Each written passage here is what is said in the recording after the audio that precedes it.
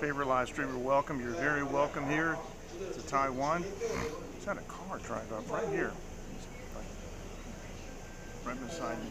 Looking for somebody, I think. So.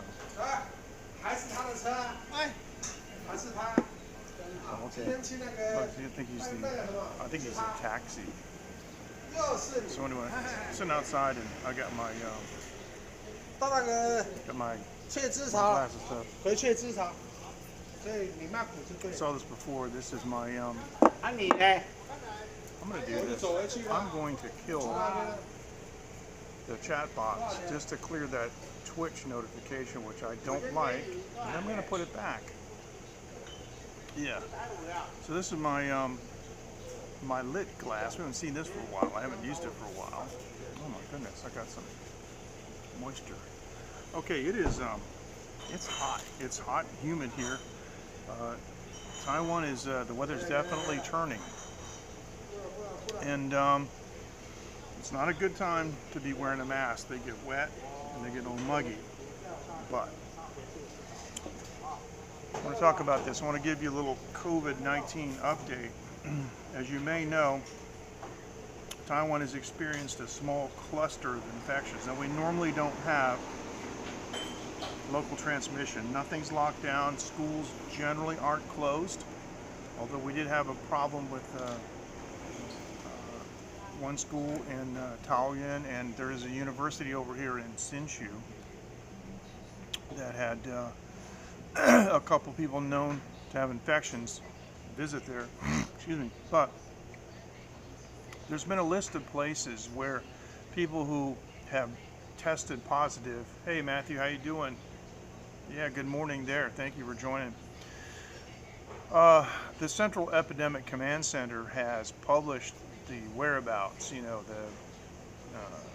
of different individuals that have tested positive recently. And so now I've already been getting disinformation line messages. I don't know why people just send these things. I got a message today, and it had a link to a website. And then it said, oh, there are so many cases now in Tainan. The virus is spreading, and they're in Changhua, and it's in Nantou, and it's in all these places, and none of those places are mentioned in the article in connection with infections where, like, people have the virus. They are simply places that people who tested positive for COVID-19 had visited at one point. Now, most people in Taiwan, like me, see, I got a little thing around my neck. I wear a mask all the time, everywhere I go. I carry a spray bottle of alcohol with me, and it's not that wimpy 75%. This is 95% stuff, man. I could drink this. The point being is that there's a lot of disinformation going around, and don't believe it. But here is the official graphic here, and this is all having to do with two things. It's the China Airlines and the Novotel, and this is limited to 28 people. Now ask yourself this question: where you live, do you wish that a local cluster was limited to 28? Is this something to be concerned about in a country of 23.8 million people this far into the pandemic? I don't think so, but I'm not an expert. I'm just an expert on Taiwan. So there it is. It shows how all these things happen. Shows the relationship. And mostly they're family members of pilots. Now pilots, a lot of people don't know this, but pilots usually only have a 3-day quarantine. If pilots went through a 14-day quarantine every time they went to a country, the airlines would be done. This is part of the problem, because many pilots have contracted COVID-19. They go to the United States and they come back with it. It's just fact of life.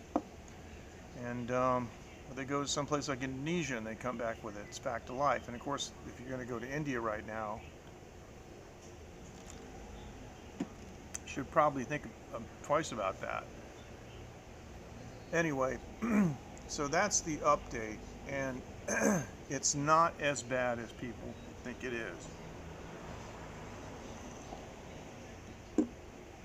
All right, now Matthew is with us, and he posted a really cool picture today, a couple days ago in the Line group. This is one of those mushrooms that he's been hunting, and you guys know about these mushrooms. I don't even know what these are called, but they're very distinctive looking. They're so distinctive looking that I probably couldn't mess that up. I could probably look at that and say, yeah, it kind of looks like brain matter or looks like a sponge. Yeah, morels, there you go, morels. Thank you. And so I would probably not mess that up. That's good. You know, it's funny, I don't show any viewers on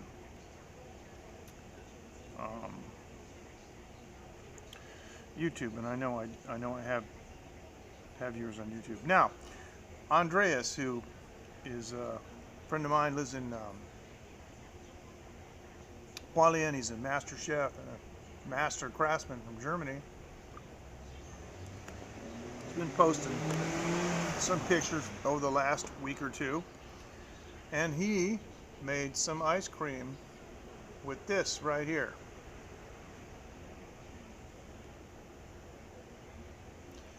That says in Chinese, oh really, very true. Oh, your legs are sore, wow. In Chinese it says old beer. And of course it says alt beer, I guess that's German, but Lao Pijiu is what it says in Chinese, old beer. So what did Andreas do with this? What does a German, by the way, he's a brewmaster. What does a German brewmaster do with beer like that? He makes ice cream. Yeah. And he said, it's just all right. But there it is. I mean, look at that. Does that look good or what?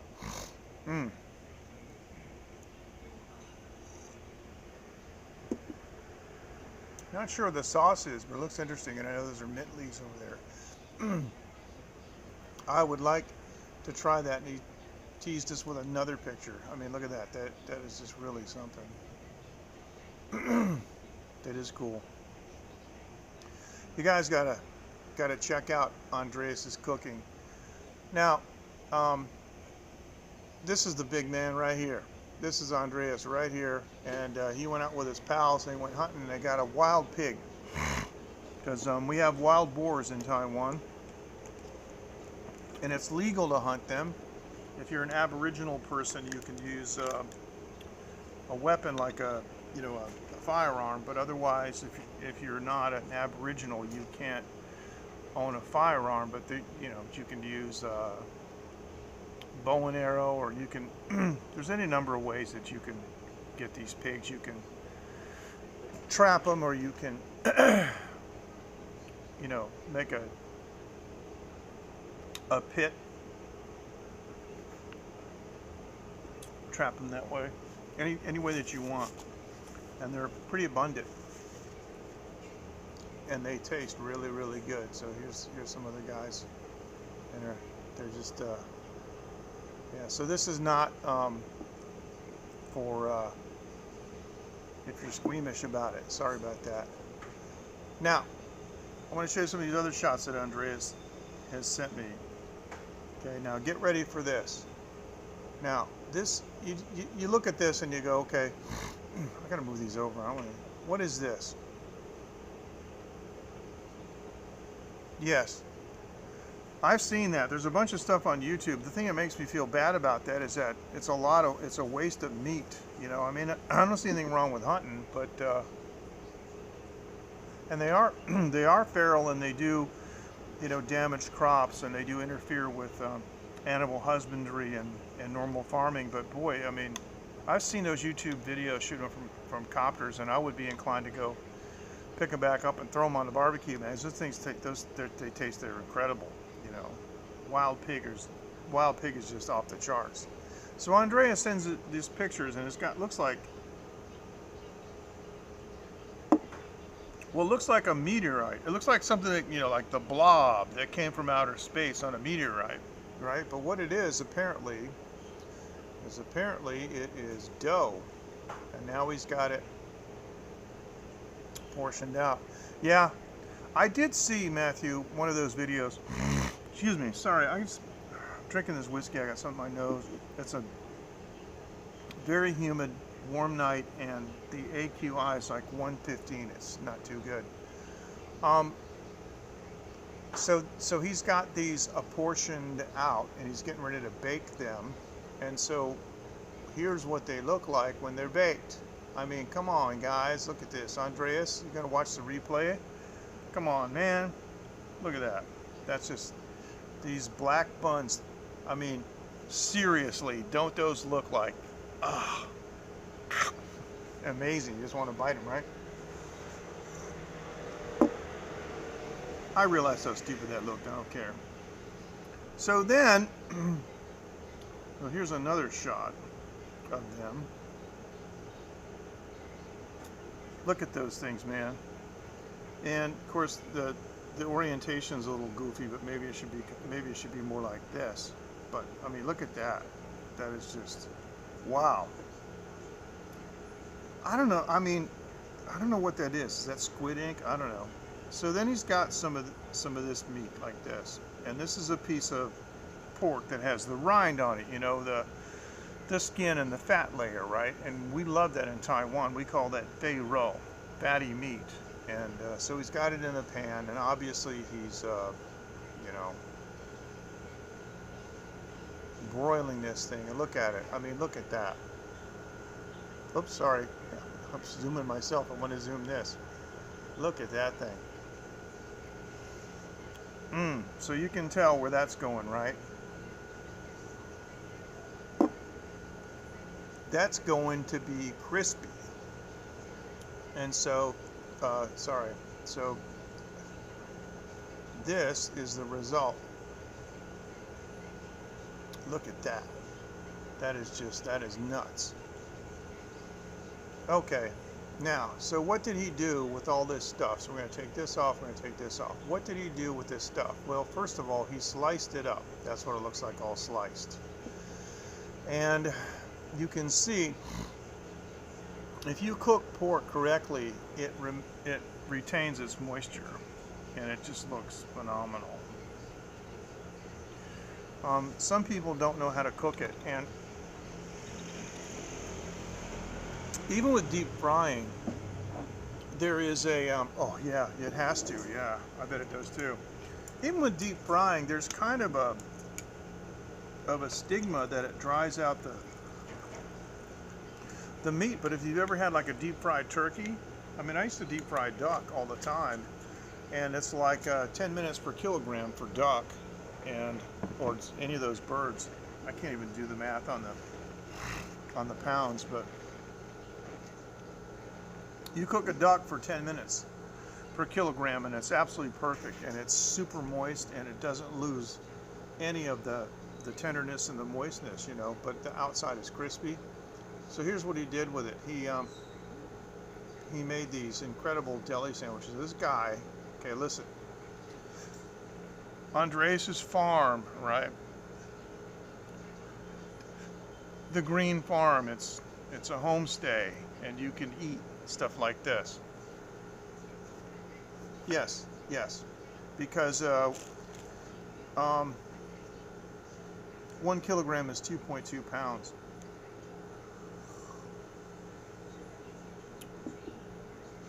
Yeah. So look at that with the vegetables on it, the onions, and I don't know what kind of sauce it is dripping down, but I want to lick it off the board. That's just how it is. And here's another shot of it over here. It's got some kind of dish on the side there. Gosh, I don't know what it is. I'll eat it. I don't know what it is. I'm going to eat it. Looks like coleslaw. Something. I mean, does that look amazing or what? Just the colors.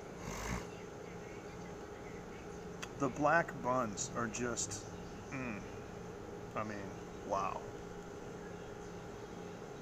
And this is the final picture of that.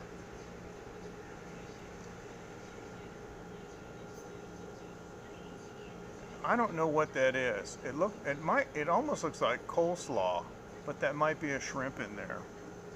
Now, Let me show you just a couple of other things real quick. I'm just going to add something that I didn't add. There's a couple remarkable things about Andreas's place, okay? And when, I think it's back in here. When he hang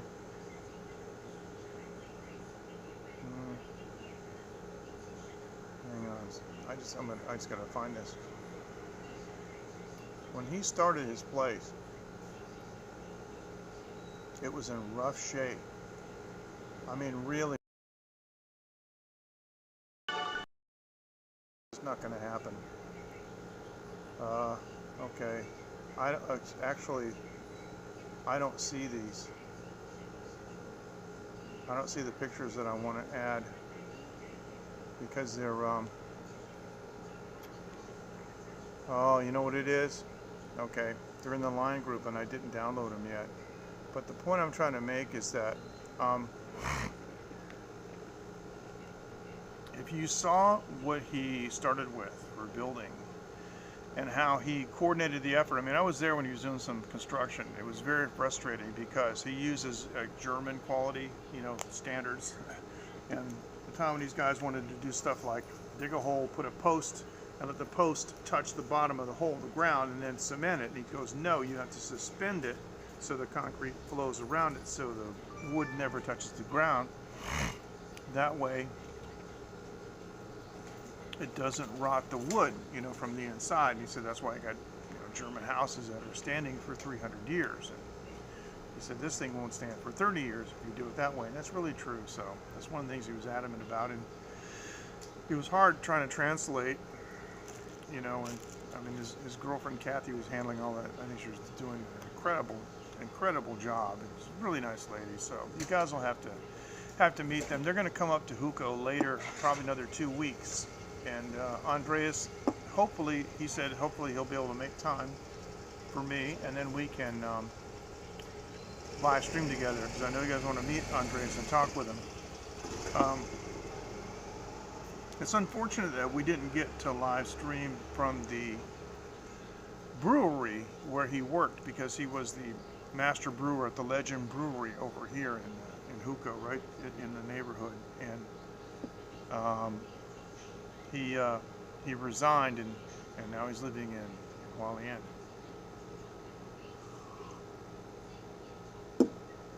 Now, I'm going to tell you something. I'm going to show you something. Okay, Matthew, you got Alexa. Ask Alexa, how many US dollars is 669 NT dollars? That's new Taiwan dollars. Ask Alexa how much that is and post it on here, please.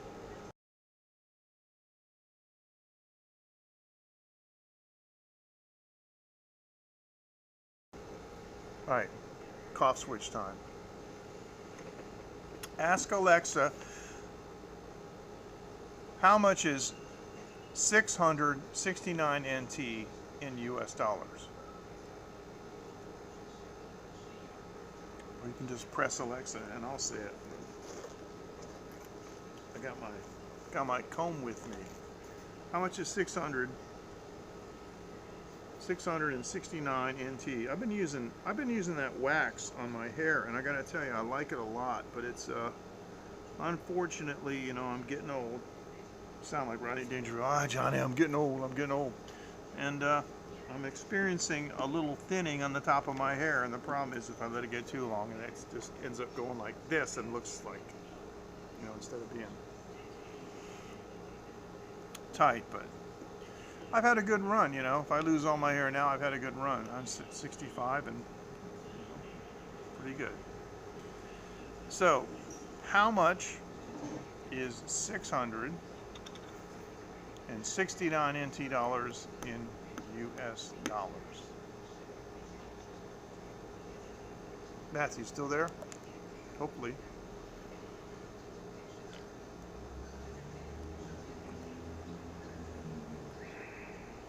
Go back on here. So I want to welcome everyone on Twitter Live and also on Twitch.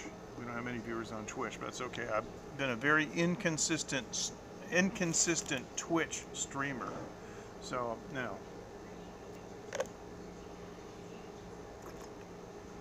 The US dollar has fallen dramatically. Somebody in power, in authority, keeps telling the U.S. Treasury Department to print.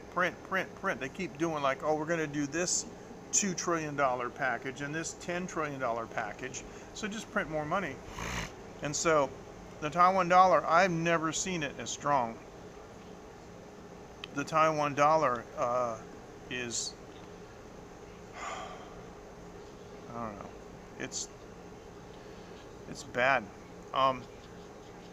600 NT used to be 20 bucks for a long time.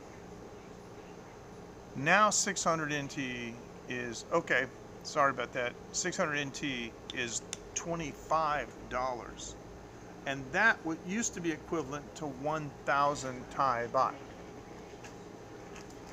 For 1,000 Thai baht, you can buy the world. Yes. Going up, yeah. Until one day the government goes, you know what? We can't control this. See, here's what I'm afraid of, Matthew. There's only 5 or 6 families that run the world, and someday they're going to go, well, you know, we can't get a cut of cryptocurrency, so we're just going to make it illegal around the world, and that'll be the end of it. You don't lock anybody up who opposes them, because there's one thing, might be a hard lesson to learn sometimes, but if you get between a criminal and their money, you're in danger. But it used to be that 100 NT was $3. So it would be like 30 NT for $1. So 69 NT used to be about $2 and I don't know, 20 cents, something like that, right? So 669 NT would have been like 22 bucks and some change, like 22.50, you know, 23 bucks, okay? But I'm curious to know what it is right this second, because it's relevant. But I've been saying for years, and informing people that whiskey in Taiwan is extremely inexpensive, relatively speaking, because whiskey is one of the top 5, whiskey. Taiwan is one of the top 5. Whiskey, 716, no. It's 669, 669 NT into US. It should be about 28 or 29 bucks, I think. I think so.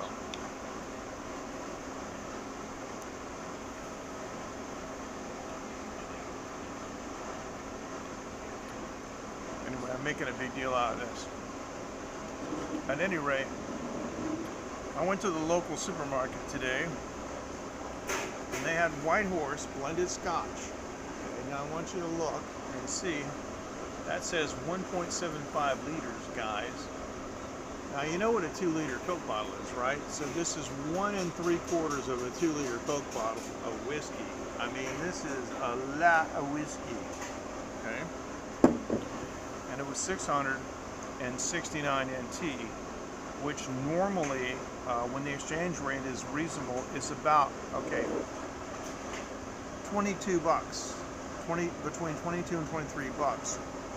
For 1.75 liters of blended whiskey, Scotch whiskey, and this is not a low-class brand. That's an actual, White Horse is actually very highly rated, and so is Teachers. I mean, it's up there. It's not as expensive as Johnny Walker for some weird reason, because Johnny Walker has this reputation, and I don't know where they got it from. that is 10 times better than Johnny Walker. I won't drink Johnny Walker. I'll use Johnny Walker for cleaning something. You know, if I got tar on my wheels, or if I, you know, want to start a fire, I'll dump Johnny Walker on it. But whatever you do, don't drink it. This is me. But can you imagine just how inexpensive that is? You know, for being what it is. It's, you know, it's regular, you know, 40%. It's not cask strength. It's regular 40%. But it's blended Scotch whiskey, and it's actually not. It's not bad at all. So, have you had White Horse or Teachers, Matthew? White Horse is similar to Teachers. It has a very, very mild, just a little touch of smoke, you know. So.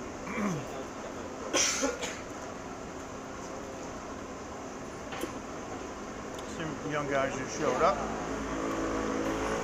Get a chance, I'll say hi to them. Yeah, so, all right.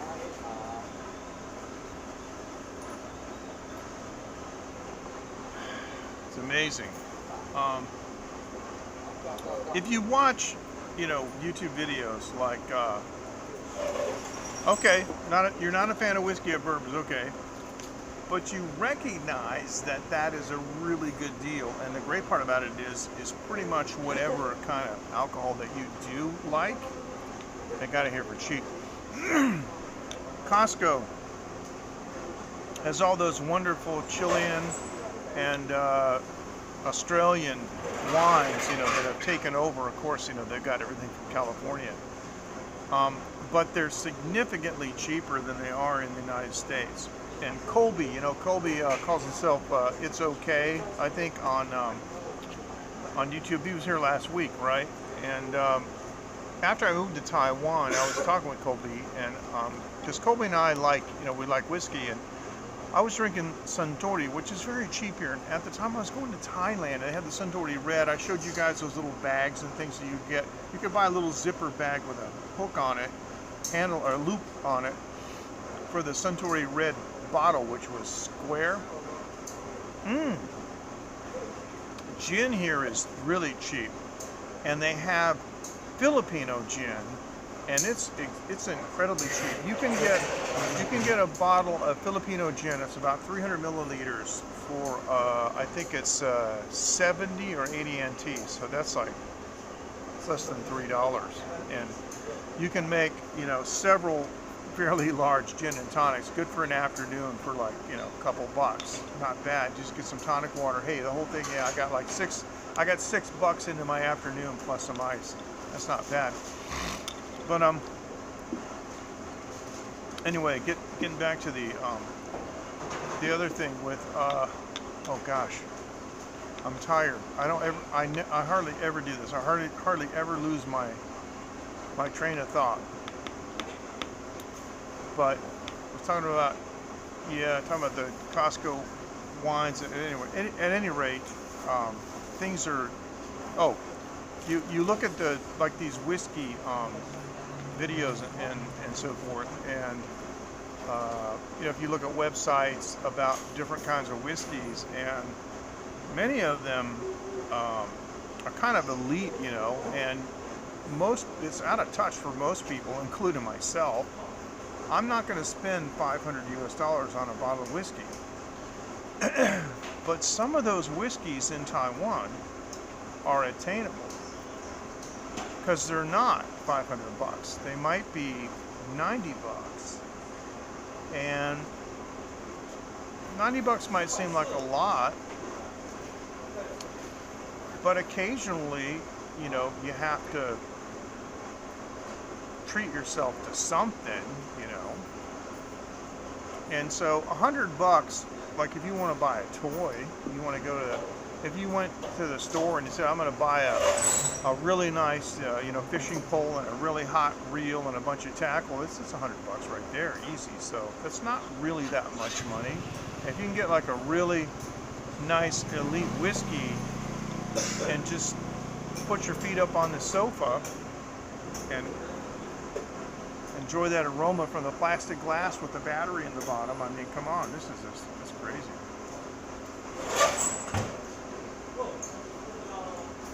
I tell you guys the story of this glass?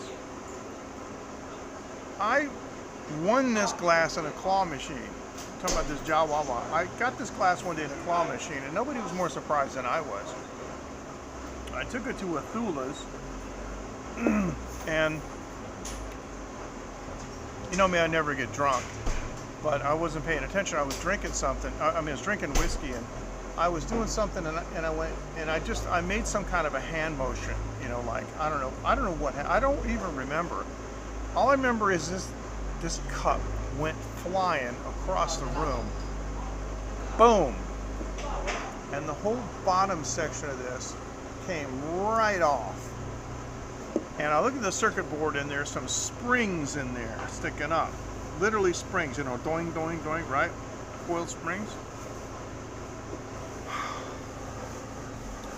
So I looked at it, and then I looked closely in the glass, and I noticed that there were two electrodes, because the electrodes are what, you know, the liquid bridges the electrodes, and that's what makes the lights shine. So if you hold this a certain way, so that the electrodes aren't, there's a big roach, so the electrodes aren't bridged, it doesn't light anymore, right? And so basically the electrodes are little round metallic slugs that are embedded in the plastic, and the slug protrudes, you know, below the level of the plastic, which forms the bottom of the cup. So I just put the springs, you know, so they went over that, you know, the little slug, and carefully glued the thing back together and put the battery in, and it worked. It's been fine ever since. But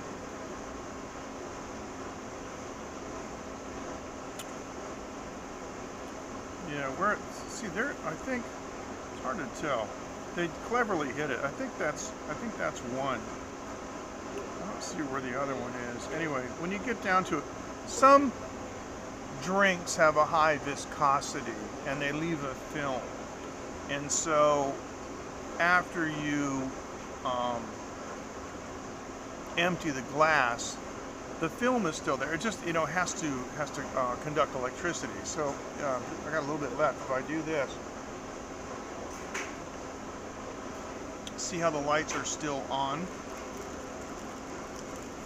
But okay, they just went out.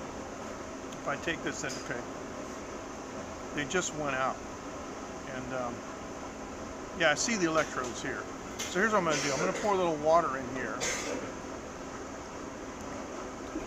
But if I go like this, then the electrodes, it's hard to see because it's kind of washed out. Then the electrodes are covered and the light goes on, but now the light's going to go off. See?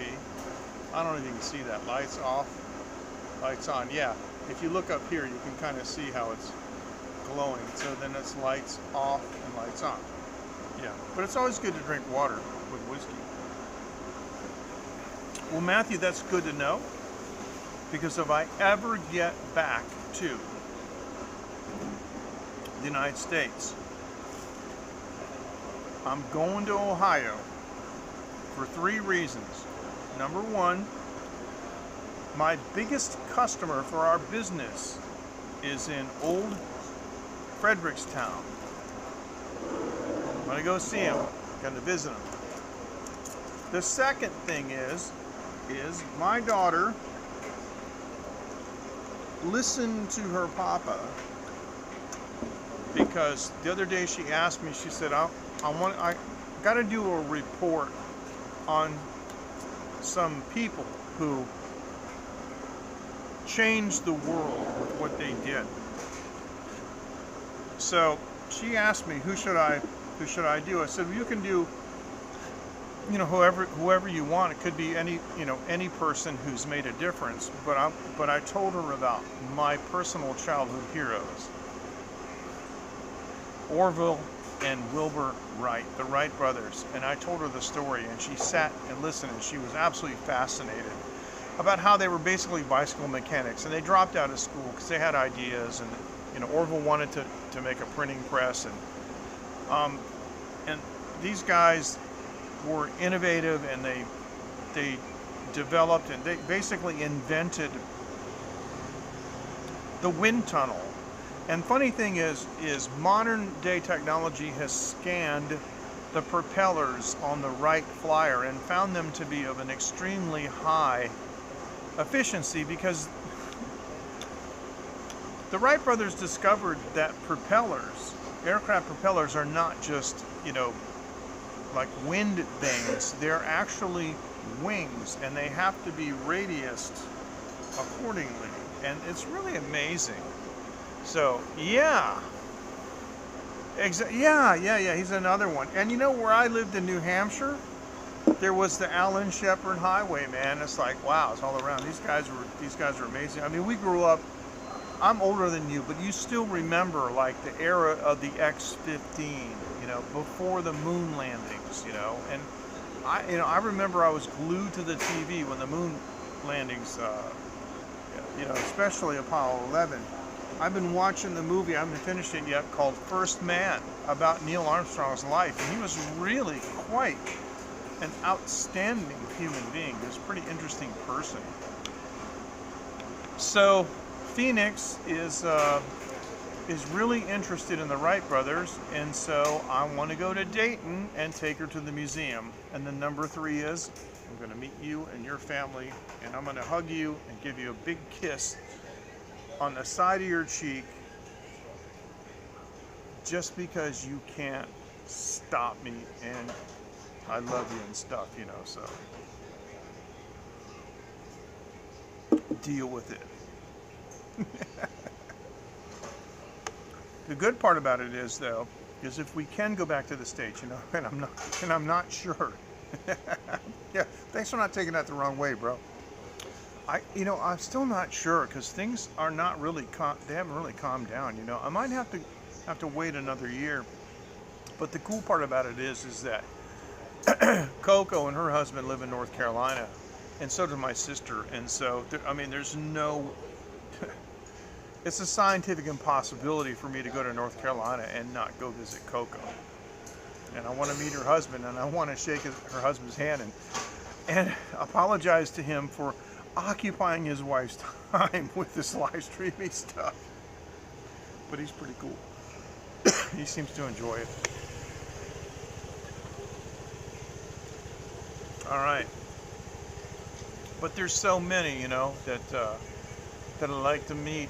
And, Dean Whitcomb is a quiet one. He doesn't come on very often, but I know he watches what we're doing, and I'd love to go that far north and meet him. I'm just not sure if I can. So, oh yeah, okay. Well, the thing is yeah, I will listen. In the late night group, I will keep everybody apprised, of our itinerary, and if there's people that that can arrange your schedules, because the other person that I want to meet and Phoenix wants to meet is Uncle Rob, and okay, I'm going to be honest with you, we want to meet all you guys, but Phoenix is also a big fan of Ken Rod, and of course Uncle Bud sent us some gifts and photos, and he's in Texas too. But now here's the funny thing about Texas. It's like saying, oh, well, while we're in Texas, we can go visit you. But, one person might be in Odessa and the other person might be in Houston or something. And it's like,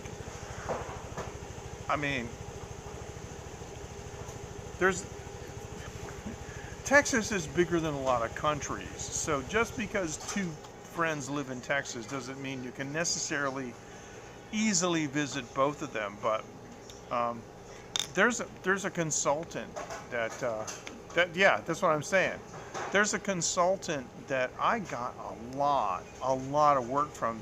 This guy, my goodness, I can't tell you how much work he gave me, and he's in San Antonio.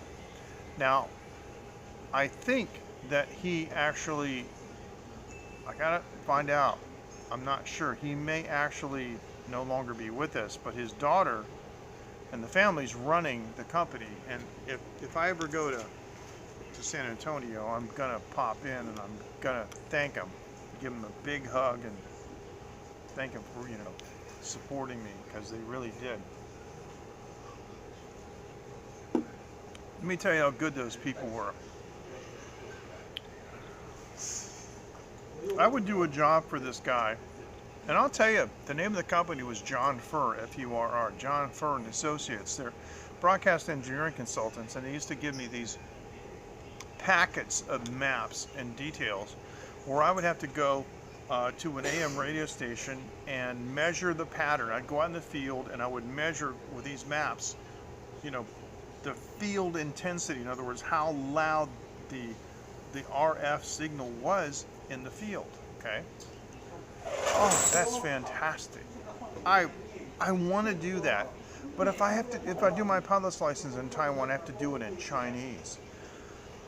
I could go to North Carolina, pay a bunch of money, and do and do a program and do it. But if I have a US FAA license, it's reciprocal here. I could do that, and I already know Morse code, so that's easy.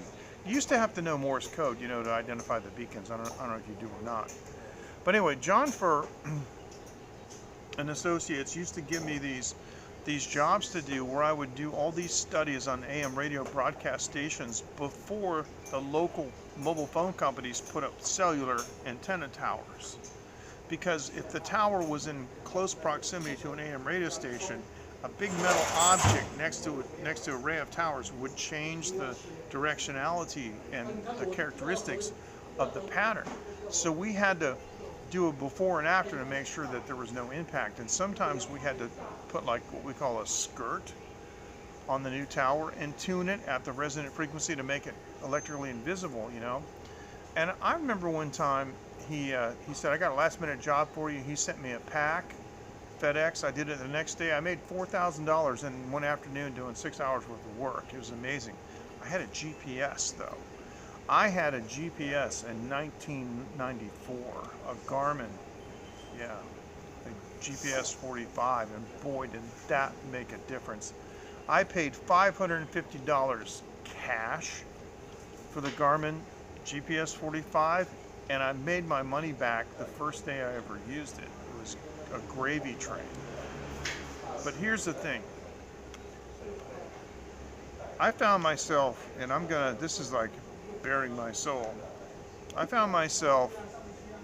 went down to North Carolina for a couple months.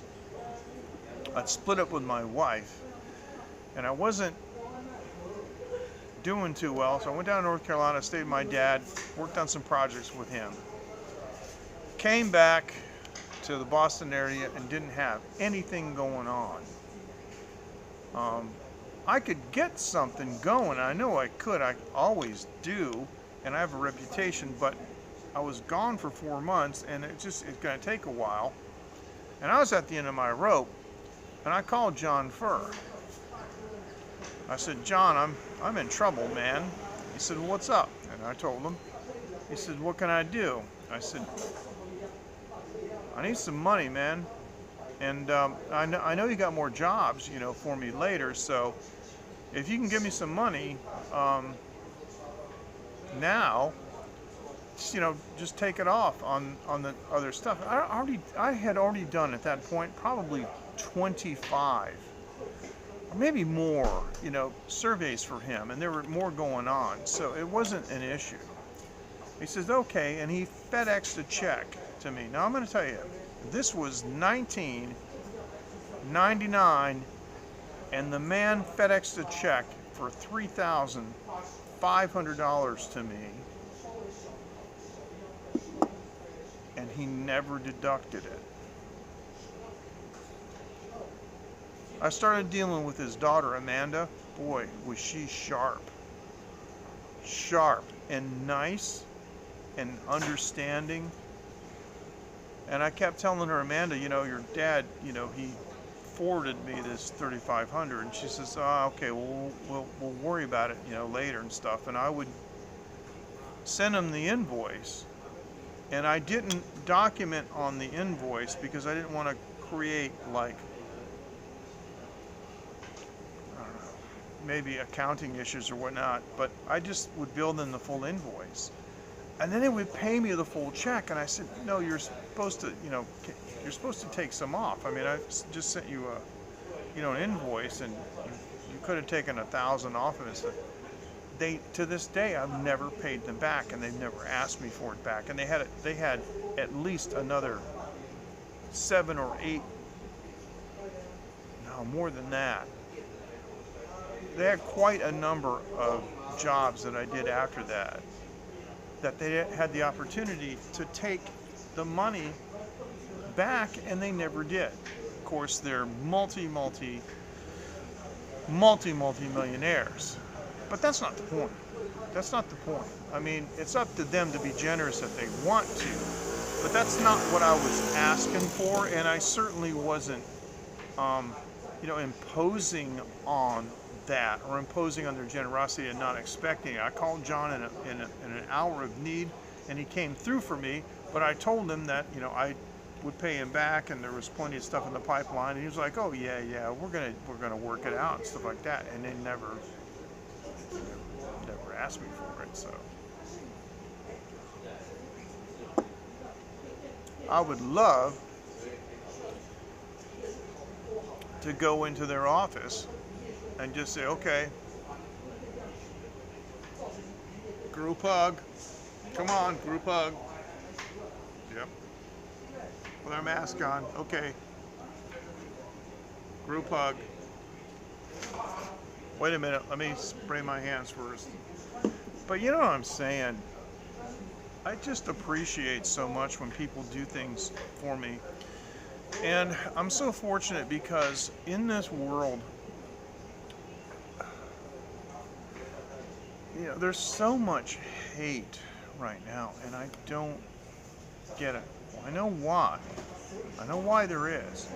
But I don't get the people who are easily duped into thinking these things, and hating other people for no logical reason, or assuming that they know somebody because, how they look or how they talk or something like that, or where they're from.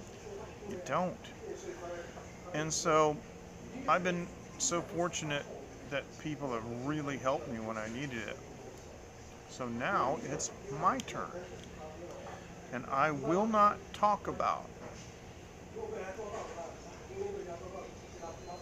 those charitable things that we do, but rest assured that I'm holding up my end when it comes to helping others, like John Fur helped me. It's my turn to help somebody else. I do it every chance I get.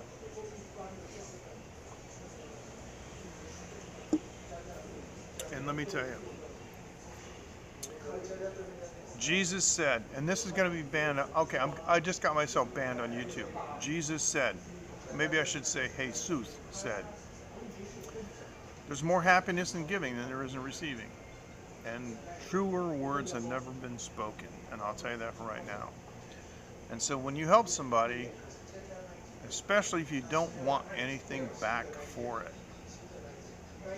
it's amazing. You do things not because they're heroic, or not because people will look back on them and on what you did and go, "Oh my goodness, deserve a medal or anything." You do it because it's the right thing to do. You do it because it's necessary. That's why I do the things that I do, because somebody has to do it. So, all right, we're going to take a quick break. Getting into some heavy discussion here, heavy stuff here. And so, yeah, we'll be right back after this. Hi, this is Dave in Osaka, live from Greenland, and you're watching Taiwan Live TV with MJ Klein. And that right there is a very compassionate man. You guys don't know Dave like I do, but he's a compassionate man. And hi everybody, you're watching Late Night with MJ Klein on Taiwan Live TV. another compassionate man. And Kedron, I want to say, yep, I love you too. And if I get a chance to go to Texas, like I want to, I'm definitely going to come see you, because I know Casper met you, and he had nothing but very nice things to say about you. So yeah, Kenron's wife is in the hospital, and she is in physical therapy. Things are good. She's not like in recovery from surgery. She's passing. She's in in the physical therapy, PT, and so she's going to be out of the woods pretty soon. So Ken Rod, fist bump to you, big hug. Yeah, we wish you and your wife and your family all the best. Now, the funny thing was, Ken was telling me while his wife's in the hospital, he's been cooking. And I'm thinking, oh my goodness, you better clean that crap up. Your wife comes back from the hospital. She's gonna be weak and tired and not feeling as good as she should, and she's gonna walk in and go, the kitchen, because that's like, okay, like the garage, the workshop, that's yours, but the kitchen, that's hers, man. That's how it is in my house. There's the studio and the kitchen. My wife never comes in the studio. My wife knocks on the door and opens the door and won't set foot in the studio. I never told her not to, but it's like she realizes this is like, I don't know, maybe she thinks there's like a deer head on the wall or something, but yeah. And so Ken told me that his son is actually a very, very good chef, and he's been doing a lot of the cooking while his wife's been away, and they've been keeping the kitchen pristine and spotless. Yeah, good husband. Ken's a good husband. He's a good dad too. See, all the live streamers, I have conversations with these ladies and gentlemen, offline and separate from the group, and I want to get to know them, and they're really incredible people. They really are. So, really. Oh, please do. Please do. Please do. Now, do you mind if I tell you the coolest barbecue story that I ever saw, that I ever experienced? Can I tell you the coolest barbecue story that I ever experienced? Would that be cool? Now, I'm a white guy, but some of the people involved were black guys, and the only reason I'm saying that is because I just want you to get a visual. Okay, now I just want you to get a visual. It doesn't matter what people look like, but I want you to, you know what I'm saying? If you're telling a story, like, it's easier with a movie because you can see the actors, but I want you to visualize this. So, I was with my friend Fran, who's from Boston. He's a white guy. He's a Yankee. And we went to Florida, my wife and I, because Fran had moved to Florida with his wife, and he introduced us to his friend named Daryl, who's from Jamaica. And he's a black guy from Jamaica. And Daryl had a smokehouse in the back of his house. And I told Daryl, man, I absolutely love smoked fish. And he says, well, I'll tell you what. You, me, and Fran, we're going to go out and we're going to cast for mullet. I said, okay. So we went to this little bayou, and it's on the west coast of Florida, okay? And, like around Clearwater, if I remember, yeah. Anyway, the long story short is I'm standing on the dock, and Daryl just jumps in the water because it's only like, thigh deep. And he's got a cast net. Now, mullet are a beautiful fish, and I say that God designed mullet to be smoked.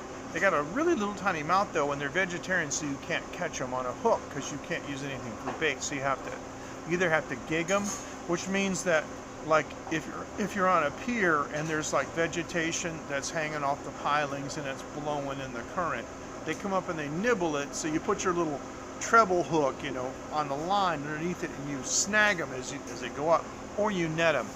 So he netted a couple of really prized mullets. I mean, these things were really, really nice, like, forearm-sized mullets. They were great. He said, okay, we're going to go home. But before we go home, he said, guys want to get some barbecue? And Fran and I looking at each other like, what is that, a trick question? He says, all right, I'll take you to this place.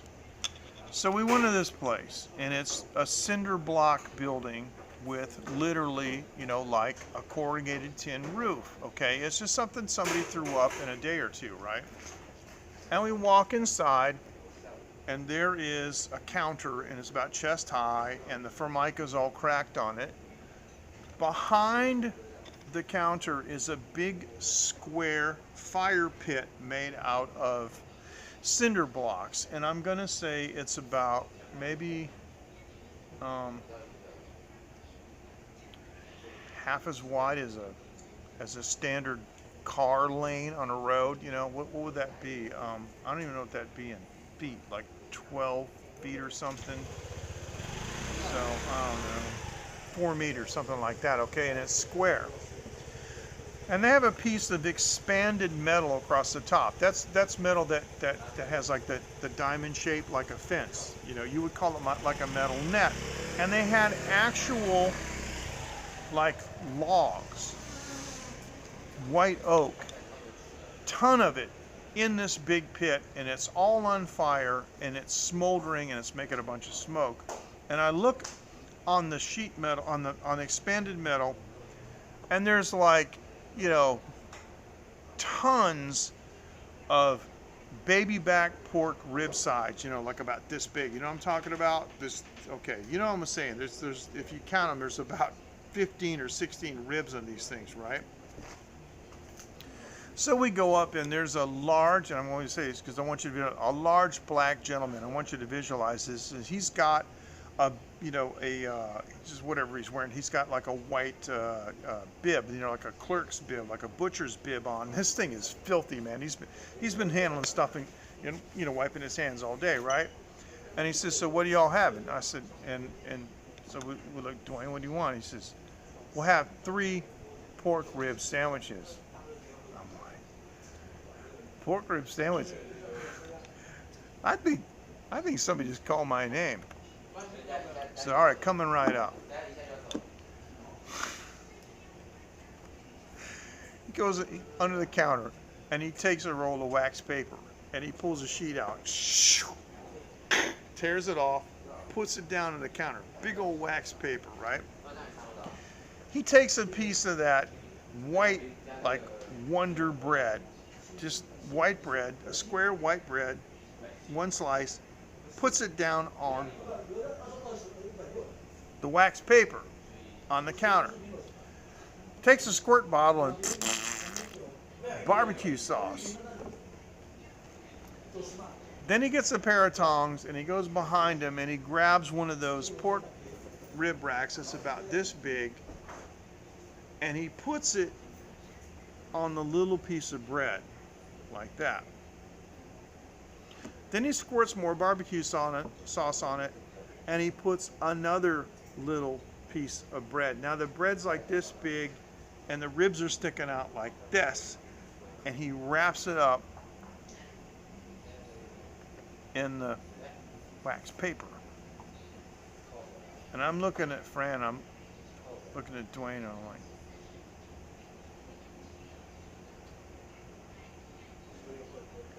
and they're like $6 a piece or something.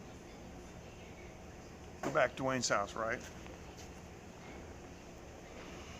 He comes out with 3 like small towels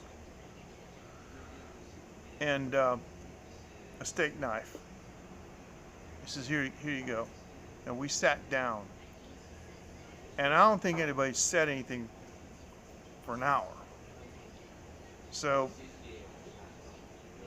the white bread was just for like sopping, you know, to sop up the sauce and eat it. But we're like taking the knife, and I got to tell you what, my jaw, the muscles, you know, they hurt. I'm chewing so much. And it's like, I never saw anything like that. Pork rib sandwich. And I thought, you know, if I did that in Taiwan, people would go nuts. They would think it was like the coolest thing. So just remember that. Little skinny piece of white bread, rack of pork this big, another piece of white bread on the top, wrap it up in wax paper, and that's it's a pork rib sandwich. It was cooked on an open pit over smoldering white oak, and the flavor was out of this world. It was one of the best, just down home, unadulterated, pure soul barbecue like I'd never seen. That's what he brought the towel for. And as I recall, I was taking, as I recall, with my with my towel, I was taking my water bottle. I was going like this, and I was wiping the, wetting the thing so I could go like this and just, After a meal like that, you just want to go over to the hose and just hose off. That's what you want to do, right? Here's the other thing. He said, come over and get the fish tomorrow. I said, okay. Because what it was is after we finished eating, he started the fire. Or actually, he had started the fire, before, and it was smoldering. And he prepared that fish, and he did some kind of spices. I don't know what they are. They're presumably, they're ethnic Jamaican spices. And he spiced this fish, and he put it in the smoker. And I went back I went back the next day, and I got it, and I wouldn't take any money for it, no nothing. It was, okay, this is great. I brought it home. Now, my mom has been living in Florida since 1959, and she's been in Ted Peters and all those famous, smoked fish places. And I said, Mom, one of our friends cooked this, he smoked this. And she was really interested. I said, okay, I want you to try this. And she said, this is the best smoked fish I've ever had anywhere. And she has been, like I said, in Florida since 1959. So she would know. And last time I went back to Florida, I went to Ted Peters in St. Pete. And Ted Peters is an incredible place. I've got a bunch of photos from that I could show you. They're known for smoked fish. They do it really well. And my brother was living in, he lives in St. Petersburg now. But back when my dad was alive, the last time I came to North Carolina in 2010, my dad was still alive, and we visited my sister in North Carolina. My brother came up, and my sister and her husband came from Colorado. And so what John, my brother, did was he brought Ted Peters smoked fish with him in a car, drove it up, and it was just as good the next day. And so my father was suffering from dementia, and he would have occasional periods of lucidity, but when he saw the Ted Peters smoked fish, he instantly recognized it. And fortunately, my father had taught me his recipe for shrimp cocktail that he had made years ago, and I made that recipe for him because he was unable to make it. And I made some shrimp boiled in beer for him, and that made for one of the best times that our family's ever had. And then he passed away the next year. So I'm really glad that happened on 2010, because by 2011 he was gone. So he died on July 3rd, which is the day before Veterans Day. The Independence Day, I mean. And so it's coming up on 10 years, right? And he is, it's starting to rain. He's interred in Arlington National Cemetery.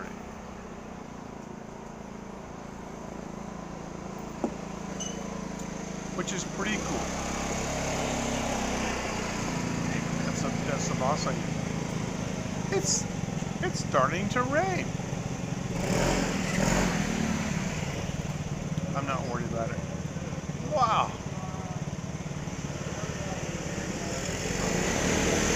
I'm going to ask the boss lady if she feels the rain coming, because boy, it's starting to come down.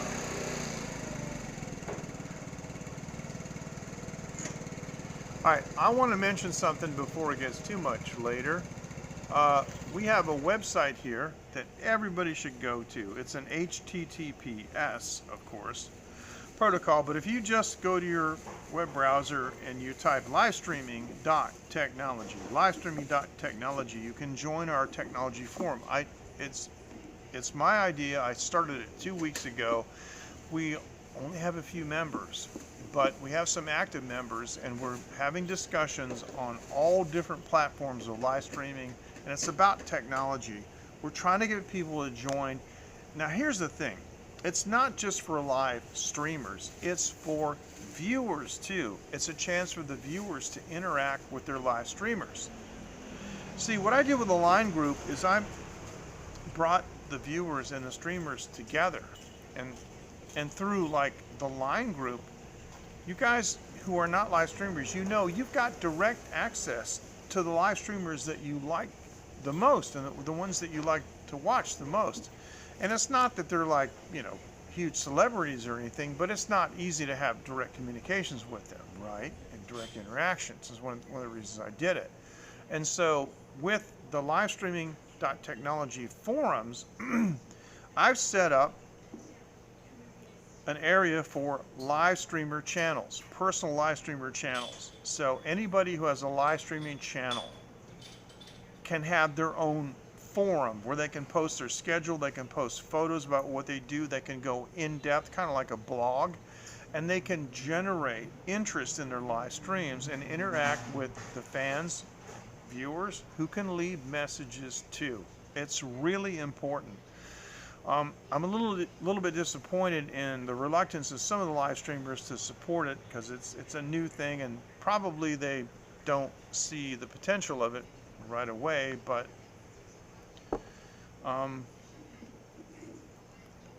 kind of known for being ahead of the curve on some things. Not always. Sometimes I'm dense as a lead shield, but in this case, I think we're ahead of the curve.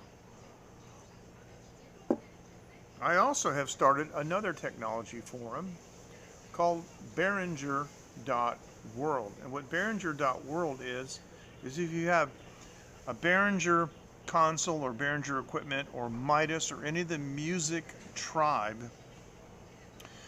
products, you can go to Behringer World and find a group of users who are very knowledgeable, and we share ideas, tips, tricks, problem resolution, and so forth, and even some just general chit chat. And there's some cats in that forum who do, like, they design things for 3D printing. They've got some of the world's most renowned live sound engineers and some recording engineers who've done amazing session work in LA with huge stars. So it's a cool place, and it's just getting started. It's been online about 3 weeks. So Behringer.world. And it doesn't matter if you're into this stuff or not. If you just want to go and like check it out, and there's nothing wrong with you like registering and posting your opinion.